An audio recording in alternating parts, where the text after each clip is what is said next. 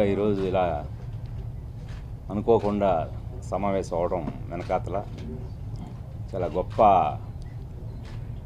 మలుపు, చారిత్రాత్మక మలుపు అనొచ్చు జరిగింది. హానరబుల్ చీఫ్ మినిస్టర్ చంద్రశేఖర్ గారిని, కేసీఆర్ గారిని కలవడం జరిగింది.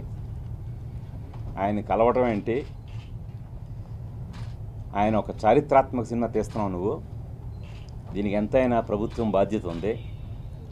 నీలాంటి దర్శకుల్ని, నీలాంటి సినిమాల్ని, మన సంస్కృతిని చాటి చెప్పే ఇలాంటి సినిమాలు రావాలి.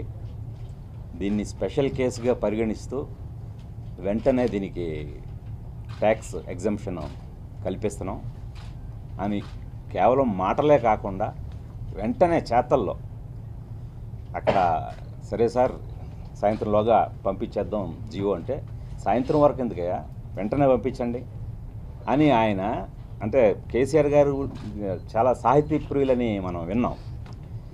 ఆయనకున్న నాలెడ్జ్, ఆయనకున్న భాషల మీద ఉన్న పట్టు కానీ, మెయిన్ సాహిత్యం మీద ఉన్న పట్టు, అలాంటిది ఆయన ఈ చరిత్రకి ఎంత కనెక్ట్ అయిపోయారంటే, ఆయన చాలా విశేషాలు రుద్రమదేవి గురించి ఆయన నాతో షేర్ చేసుకున్నారు.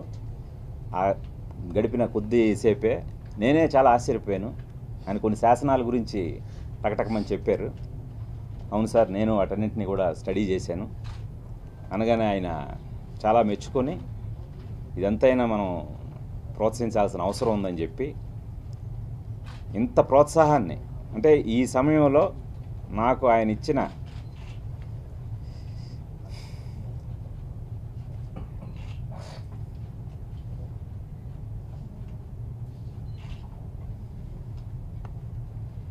చాలా కృతజ్ఞతలు.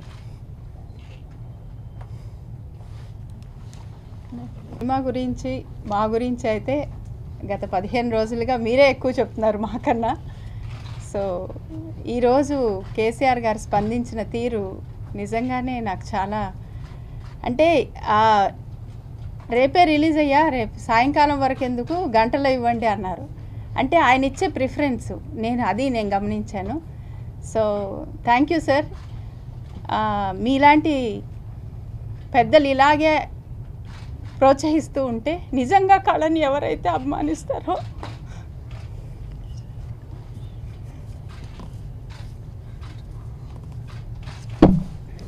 Thank you sir.